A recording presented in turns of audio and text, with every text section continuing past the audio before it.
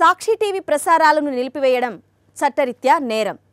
సాక్షి TV ప్రసారాల కోసం మీ స్థానిక cable ఆపరేటర్ని వెంటనే సంప్రదించండి. డిటిహెచ్లో, ఇంటర్నెట్లో కూడా సాక్షి టీవీ ప్రసారాలను వీక్షించవచ్చు. రైట్, మోంతా తుఫాన్కి సంబంధించి వాతావరణ శాఖ ఏం చెప్తోంది, అలాగే విశాఖలో ఇంపాక్ట్ ఏ రకంగా ఉండబోతోంది? మా కరెస్పాండెంట్ అనిల్ సిద్ధంగా ఉన్నారు, మాట్లాడదాం. అనిల్ చెప్పండి. సో రేపు ఉదయం కానీ, అంటే ఈరోజు రాత్రి కానీ రేపు ఉదయం కానీ తీరం దాటొచ్చు కాకినాడ అమలాపురం మధ్యలో అనేది ఒక రిపోర్ట్ ప్రస్తుతం మనకుంది. మనం ఇప్పటివరకు కాకినాడ రిపోర్ట్ చేసాం, అలలు ఉధృతంగా వస్తున్నాయి, దాదాపు 10 మీటర్ల సముద్రం ముందుకొచ్చిన సిచ్యువేషన్.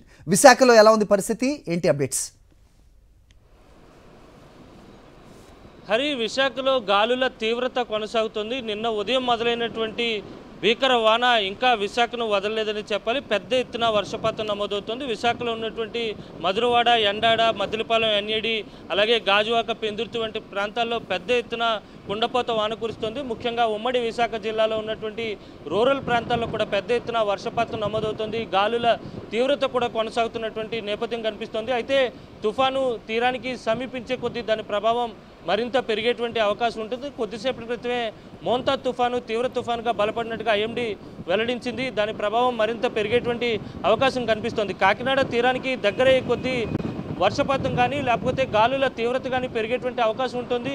ఇప్పటికే సముద్ర వాతావరణం అంతా కూడా అత్యంత అల్లకల్లోలంగా మారినటువంటి విజువల్స్ని సాక్షి టీవీ స్క్రీన్పై చూడొచ్చు. ఇప్పటికే మత్స్యకారులు ఎవరు కూడా వేటకు వెళ్ళరాదని, సముద్రంలో వేట చేస్తున్నటువంటి మత్స్యకారులు తిరిగి వచ్చేయాలని హెచ్చరించినటువంటి నేపథ్యంలోనే వారంతా హార్బర్కే పరిమితం అయ్యారు. అలల ధాటిని కూడా మనం గమనించవచ్చు. పెద్ద ఎత్తున అలలు ఎగిసిపడుతున్నాయి. ముఖ్యంగా ఉప్పాడ తీరం అంతా కూడా ముంపుకు గురయ్యేటువంటి అవకాశం ఉంటుంది. ఉప్పెన వచ్చేటువంటి అవకాశం ఉందని ఇప్పటికే వాతావరణ శాఖ హెచ్చరించింది. ఇప్పుడే 10 మీటర్ల సముద్రం ముందుకొస్తే కనుక తీరం దాటేటువంటి సమయంలో ఉప్పాడ తీరం అంతా అల్లకల్లోలంగా మారేటువంటి అవకాశం కనిపిస్తుంది. ఉప్పాడ తీరంలో ఉప్పెన ముప్పు పొంచి ఉన్నట్టుగా భావించాల్సి ఉంటుంది. పెద్ద ఎత్తున అలలు ఎగసిపడతాయి. ఇప్పుడున్నటువంటి దానికంటే 1 లేదా అంతకంటే ఎక్కువ మీటర్లు అలలు ఎగసిపడేటువంటి ప్రమాదం ఉంది. కనుక ఉప్పాడ తీర ప్రాంత ప్రజలంతా సురక్షిత ప్రాంతాలకు తరలివెళ్లాలని వాతావరణ శాఖ హెచ్చరించింది. అయితే మరోవైపు రాష్ట్రంలో ఉన్నటువంటి అన్ని కోస్తా జిల్లాలకు రెడ్ అలర్ట్ కొనసాగుతుంది.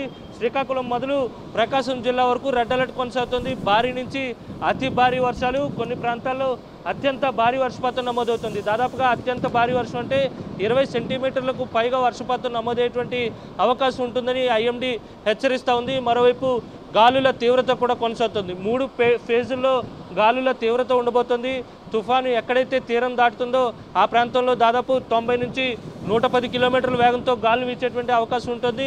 ఆ తర్వాత ప్యాటర్న్లో ఉన్నటువంటి ఆ తర్వాత ప్రాంతాల్లో అంటే దాదాపు 60 కిలోమీటర్ల రేడియస్లో ఉన్నటువంటి అన్ని ప్రాంతాల్లో 70 నుంచి 80 కిలోమీటర్ల వేగంతో గాలులు ఉండబోతున్నాయి. ఆ తర్వాత 100 నుంచి 150 కిలోమీటర్ల రేడియస్లో ఉన్నటువంటి అన్ని ప్రాంతాల్లో అంటే కాకినాడకు దక్షిణంగా ఉత్తరంగా ఉన్నటువంటి అన్ని ప్రాంతాల్లో కూడా గాలుల తీవ్రత కొనసాగేటువంటి ప్రమాదం కనిపిస్తోంది. కనుక తీర ప్రాంత ప్రజలు అత్యంత అప్రమత్తంగా ఉండాలని వాతావరణ శాఖ సూచిస్తుంది. అయితే కోస్తా తీరం వెంబడి తుఫాను ప్రభావం ఈ విధంగా ఉంటే రాయలసీమ జిల్లాల్లో ఫ్లాష్ ఫ్లడ్స్ వచ్చేటువంటి ప్రమాదం కూడా ఉందని వాతావరణ శాఖ హెచ్చరించింది. రాయలసీమ జిల్లాల్లో ఆకస్మిక వరదలు సంభవిస్తాయి. కనుక లోతట్టు ప్రాంతాల ప్రజలతో పాటు నదీ పరివాహక ప్రాంత ప్రజలు అప్రమత్తంగా ఉండాలని వాతావరణ శాఖ హెచ్చరించింది. అయితే తుఫాను మరికొద్ది గంటల్లోనే తీరం దాటబోతోంది. ఈరోజు సాయంత్రం లేదా అర్ధరాత్రి తీరం దాటేటువంటి అవకాశం ఉన్న నేపథ్యంలో ఇప్పటికే ఏపీ వ్యాప్తంగా హై అలర్ట్ కొనసాగుతుంది. తీర ప్రాంతం వెంబడి గాలుల తీవ్రత కొనసాగుతుంది. సముద్ర వాతావరణం అల్లకల్లోలంగా మారింది. వర్షపాతం అత్యధికంగా నమోదవుతుంది. రాకపోకలు కూడా పూర్తిగా నిలిచిపోయినటువంటి పరిస్థితి. నిన్న ఈరోజు కలిపి రైల్వే శాఖ అప్రమత్తమై ఇప్పటికే 43 రైళ్లను రద్దు చేస్తూ ప్రకటన చేసింది. విశాఖకు వచ్చేటువంటి అన్ని విమాన సర్వీసులు కూడా రద్దు అయ్యాయి. 63 విమానాలను రద్దు చేస్తున్నట్టుగా కూడా ఇప్పటికే అధికారులు ప్రకటించడం జరిగింది.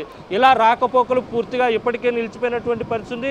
తుఫాను తీరానికి సమీపించే కొద్దీ దాని ప్రభావం పెరగబోతుంది. ముఖ్యంగా విద్యుత్ లైన్లపై దాని ప్రభావం పడబోతుంది. అలాగే కమ్యూనికేషన్ ఏదైతే సిస్టమ్ ఉంటుందో ఆ సిస్టమ్ కూడా దెబ్బతినేటువంటి ప్రభావం ఉంది. కనుక ఖచ్చితంగా అధికారులు తగిన జాగ్రత్తలు తీసుకోవాలని వాతావరణ శాఖ సూచిస్తుంది. మరోవైపు రాష్ట్ర ప్రజలందరూ కూడా అత్యవసరమైతేనే బయటకు రావాలి తప్ప లేని పక్షంలో ఇళ్లకే పరిమితం కావాలి. అందరూ ఇళ్లలోనే ఉండాలి. తీరం దాటే సమయంలో గాలుల తీవ్రత కావచ్చు, వర్ష ప్రభావం కావచ్చు, కొన్ని ప్రాంతాల్లో పిడుగులు కూడా పడేటువంటి అవకాశం ఉంటుంది. కనుక అత్యంత అప్రమత్తంగా ఉండాలని వాతావరణ శాఖ హెచ్చరిస్తూ వస్తుంది. అయితే తుఫాను తీరానికి సమీపించే కొద్దీ దాని ప్రభావం మరింత పెరిగేటువంటి అవకాశం స్పష్టంగా కనిపిస్తోంది.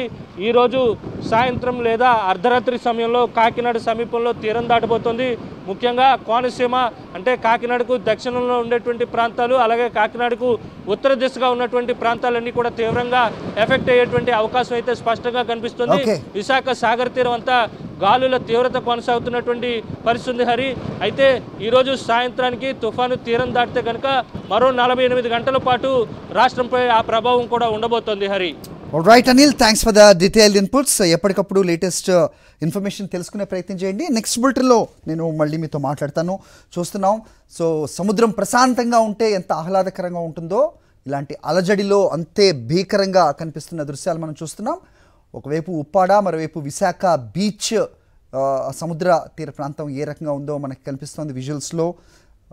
ఈరోజు సాయంత్రానికి లేదా రేపు ఉదయానికి ఇది కాకినాడ అమలాపురం మధ్యన తీరం దాటనుందనే ఇన్ఫర్మేషన్ మనం చూస్తున్నాం. సో ఇది తీరం దాటేటప్పుడు దాదాపు 100 నుంచి 110 కిలోమీటర్ల వేగంతో భీకర గాలులు వీస్తాయి అని చెప్తున్నారు.